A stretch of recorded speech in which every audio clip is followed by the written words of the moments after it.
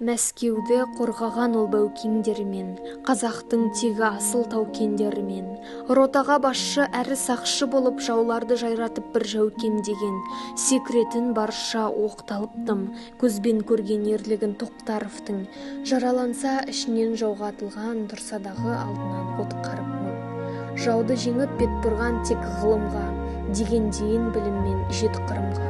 Қобыланды ерлік жырын жете зерттеп жеткізген ол баянын сөк шырынға. Ғылыми мөлтік сөзді мөлдіреткен, ел жұртын көркем мінез елжіреткен, мұқаңды ұлыстас сынап қалып, кешірім сұрағанды кең жүрекпен.